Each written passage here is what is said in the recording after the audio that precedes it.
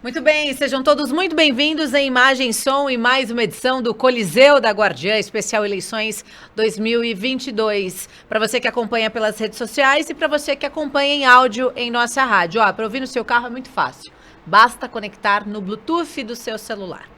Eu recebo aqui em nossos estúdios Kleber Cabral, ele é auditor fiscal da Receita Federal, vai conversar aqui conosco, vai falar sobre a sua empreitada de disputar uma vaga na Assembleia Legislativa do Estado de São Paulo pelo Partido Podemos. Seja muito bem-vindo. Boa noite, Gabriela. Muito obrigado, é uma honra estar aqui na Guardiã. Obrigado.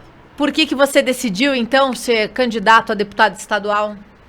Gabriela, eu estou na Receita Federal há 25 anos, eu estive aí nos últimos anos presidindo as nossas entidades de classe, associação, Unafisco e depois o Sindifisco.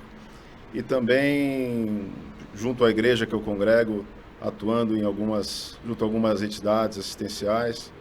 E chegou um momento em que houve um apelo de muitos amigos para que a gente colocasse a nossa experiência, a vontade de mudança, de renovação, à disposição da sociedade, né? E nessa trajetória toda, a gente verifica como é complicada a vida do brasileiro. Na questão tributária, eu avalio que eu tenho muito a colaborar, que a gente vê, né, na verdade, o inferno tributário que os empreendedores e empresários do país vivem, né, com um cipoal de normas tributárias que não se conversam, que mudam a todo tempo, que tornam a vida do empresário brasileiro muito complicada, né? Então, um dos meus pilares que eu pretendo colocar em prática é esse meu conhecimento, essa minha expertise tributária, para tentar simplificar a vida do contribuinte, desonerar quem produz, quem gera emprego e tornar a nossa economia e a nossa tributação mais justa. Me corrija se eu estiver errada, mas isso é em Brasília, né, candidato?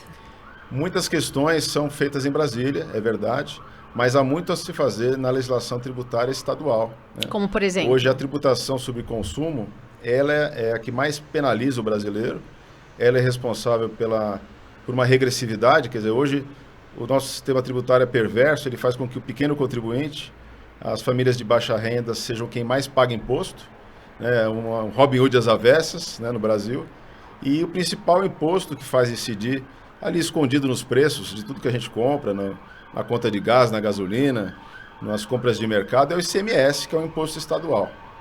Então, uma das formas de se trazer um pouco mais de justiça fiscal, uma ideia que eu quero apresentar, é de devolver o ICMS para as famílias de baixa renda.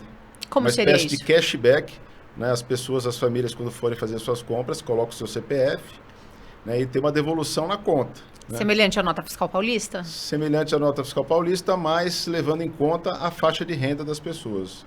A nota fiscal paulista, ela é positiva, eu acho que ela deve ser mantida. Ela faz com que as pessoas se eduquem a pedir nota fiscal, evita, né, a sonegação, mas ela não distingue o pobre do rico.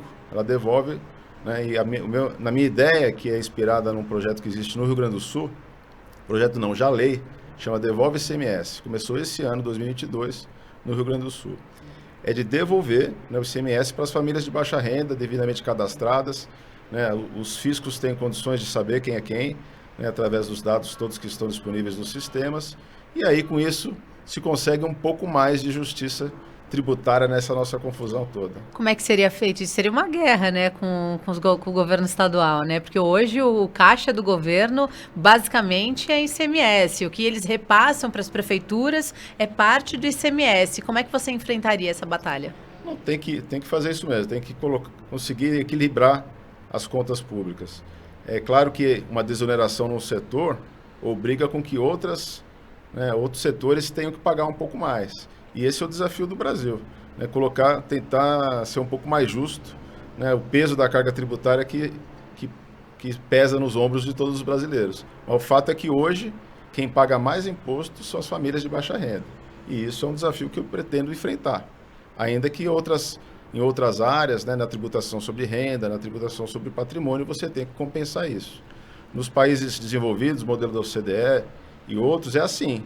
A tributação sobre o consumo é mais baixa aqui no Brasil e você compensa isso tributando um pouco mais a renda e o patrimônio.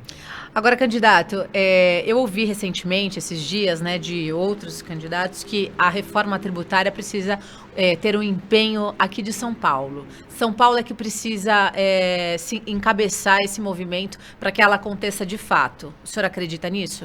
Acredito.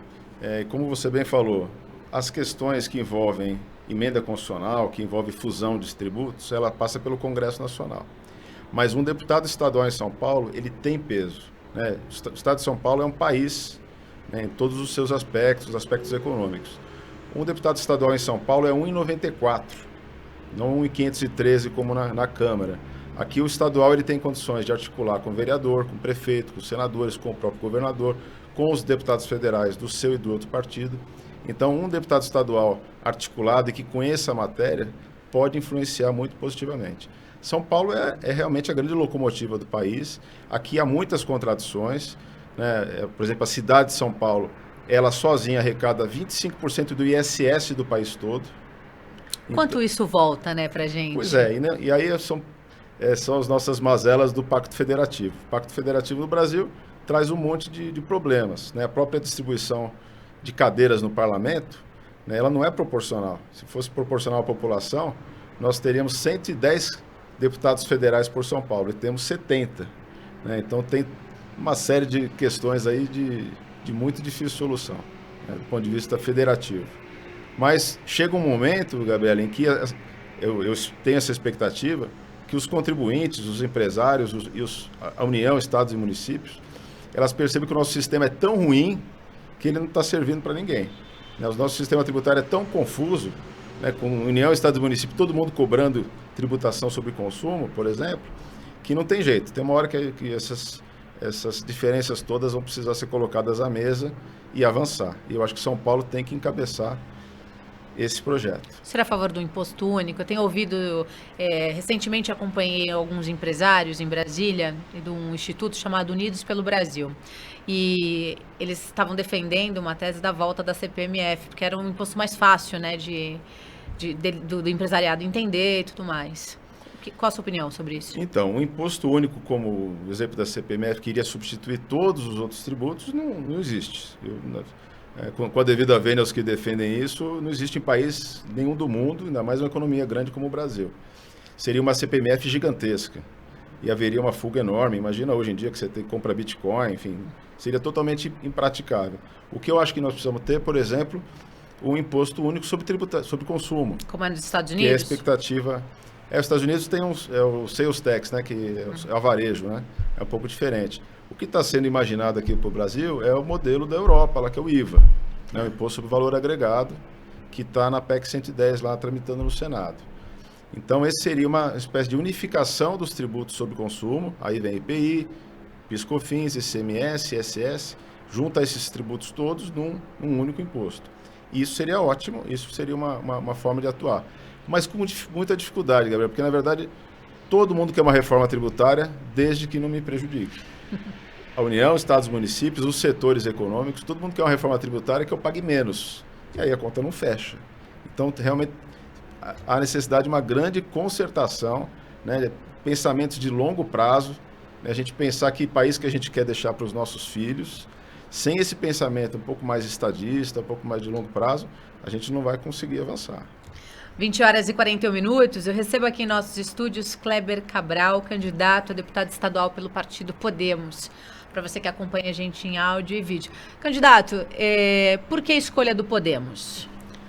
Pois é, essa foi minha primeira candidatura e minha primeira filiação a partido político, e realmente é um momento complicado. Tenho que confessar que é um momento difícil. Eu tinha convite de outros partidos também, porque essa minha vivência em Brasília me deu, de certa forma, fiquei conhecido, né, dos presidentes partidários, mas eu achei que o Podemos é um partido de centro, que não é centrão, é um partido em que eu tinha amizade com os senadores, como o senador Álvaro Dias, Marcos Duval, com quem eu tenho admiração. É o partido onde está o Deltan Dallagnol, né, que é um amigo já de alguns anos. Eu, como auditor fiscal, sempre apoiei a Lava Jato, no sentido de apoiar o trabalho dos auditores fiscais realizados ali. Eu acho que foi uma grande operação que ensinou muito para a Receita e mostrou, para a Receita Federal, mostrou a aptidão que nós temos de realmente seguir o dinheiro, né, e realmente pegar ali esses casos todos muito graves. Então, a presença do Deltan no partido também me moveu a buscá-lo. É um partido que ainda é novo, né? Então não tem, me sinto bem lá falando, por exemplo, da pauta anticorrupção, né? Tem muitos partidos, para não dizer a maioria, em que você não consegue defender essa pauta sem olhar para o lado e ficar constrangido. Então não podemos não, é um lugar em que eu consigo, e é uma das minhas pautas, né, de buscar a fiscalização dos gastos públicos e o combate à corrupção em todas as esferas. O que você acha, né, da sua presidente nacional, deputada federal Renata Abreu, ter sido indicada vice do Rodrigo Garcia? A Renata Abreu é uma pessoa sensacional, né? Eu acho ela, hoje mesmo estava comentando com algumas pessoas do partido, ela consegue ser ao mesmo tempo deputada, candidata, presidente nacional do partido, mãe, e faz tudo com muito zelo, com muito cuidado, com muita maestria, né? Eu não sei te adiantar se ela aceitaria ser vice do Rodrigo Garcia. A expectativa inicial do partido é que ela seja de fato candidata a deputado federal, e pelo que eu a conheço, eu acho que ela vai ficar mesmo como candidata a deputada federal, mas não deixa de ser um grande reconhecimento, né, a ela, né, como mulher, e ela gosta muito, defende muito a participação da mulher na política, né, a imprensa está trazendo ela como potencial candidato. Você falou bastante sobre a pauta econômica, né, sobre uma agenda econômica dentro aí das suas bandeiras. Qual a sua ligação aqui com a região do Grande ABC e o que você pretende também trazer aqui, caso você seja eleito deputado? Então, eu sou filho de São Caetano, né? Então, o meu bisavô, Manuel Cardoso, ali, minha mãe nasceu ali onde hoje é aquela região onde tem as Casas Bahia, onde tem a Rua Pará. O centro de São Caetano era um sítio ali do meu bisavô, né? Então, a gente tem raízes de família, raízes históricas. Eu estudei até o ensino médio aqui em São Caetano do Sul. E eu acho que é uma região importantíssima para o Estado, uma região que tem uma vocação industrial, onde gera empregos de qualidade, né? E eu acho que a gente tem que trabalhar, na minha área de expertise, né, melhorar as condições tributárias na relação fisco-contribuinte. Hoje a gente tem, na verdade, Gabriele, um fisco que, na minha opinião, com 25 anos de auditor fiscal, que trabalha muito mal na sua relação com o contribuinte. Ele parte de uma premissa de desconfiança. O contribuinte é sempre culpado até que se prove o contrário. Vice-versa, o contribuinte também vê o fisco com desconfiança, porque está toda hora mudando as regras, né? Está toda hora atuando de maneira imprevisível. Quase toda a culpa, na verdade, é do legislador, é do parlamento, porque é ali que são feitas as leis, muitas vezes dúbias, confusas ou complicadas demais, brigando, né, um ente com o outro. Então, chegou um momento que eu falei, não, eu preciso passar para o lado de lá, né? Nossa atividade como auditor fiscal, ela é vinculada, a gente tem que cumprir a lei, ache ela correta ou não, imoral, injusta ou não, você tem que aplicar a lei.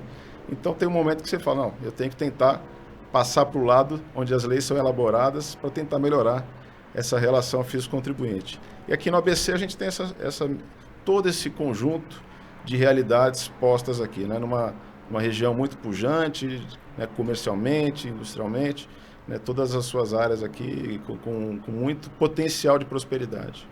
Quem que é o Kleber Cabral? Sou um sul-são caetanense, cristão, que gosta muito de música, pai do Gabriel e do Mateus, né? Congrego ali na Igreja Presbiteriana de Pinheiros hoje, né? E sonho realmente com um país que a gente possa fazer diferença. Sonho com mudança, continuo, apesar de todas as adversidades, sendo uma pessoa que espera o melhor do ser humano, né? Se você for eleito, quem vai ser o Kleber Cabral deputado? Eu espero que seja o mesmo Kleber Cabral, com as responsabilidades ampliadas, né? Porque aí você vai...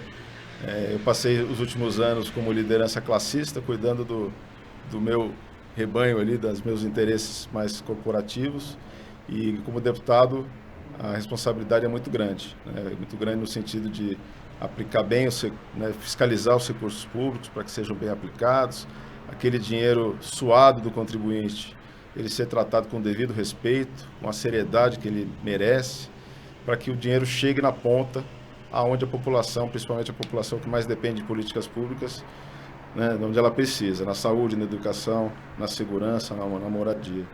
Então, tenho esse sonho de poder usar a minha experiência e criar uma boa equipe para a gente fazer o melhor pelo nosso estado de São Paulo. Suas considerações finais, por favor. Gabriel, eu agradeço aqui a nossa conversa. Eu acho que deu para a gente dar um panorama geral aqui das nossas pretensões. Só para complementar entre as bandeiras, um assunto que eu gosto muito de tratar, já venho tratando e quero implementar, é a questão da gente poder fazer fomentos tributários para entidades assistenciais. Hoje já existe previsões legais para doação incentivada para fundo de criança e adolescente e fundo de proteção ao idoso. Isso já existe, a legislação é complicada, as entidades não conseguem usar, mas a legislação pelo menos já existe. Mas tem um outro grupo que eu gostaria de criar essa legislação, que é para cuidar de morador de rua, dependente químico, que acho que é uma das maiores tragédias sociais que a gente tem vivido, né, com as cracolândias e assemelhados espalhados em todas as grandes cidades, e também entidades que cuidam de deficiente mental. Porque o deficiente não é nem criança, adolescente, do ponto de vista etário, mas ele demanda todos os cuidados de uma criança, e não é idoso, né? Você tem diversas entidades assistenciais que cuidam de pessoas de 20, 30, 40, 50 anos e não conseguem, não estão previstas os fomentos tributários para elas. Então esse é um núcleo de ações que eu quero ter oportunidade de atuar. Obrigada. Eu que agradeço, galera. Olha, muito obrigada a você que nos acompanhou. Imagem e som, Kleber Cabral, candidato a deputado estadual pelo Partido Podemos. Como vocês sabem, todos os dias a gente tem recebido, né, os candidatos que vão disputar essas eleições e pretendem representar aí o povo paulista pelos próximos 4 anos. Você continua ligado em nossa programação, na maior rádio digital com jornalismo regional do estado de São Paulo. Aproveitem, curtam as nossas redes sociais, está bem aí na telinha do seu celular. Até mais.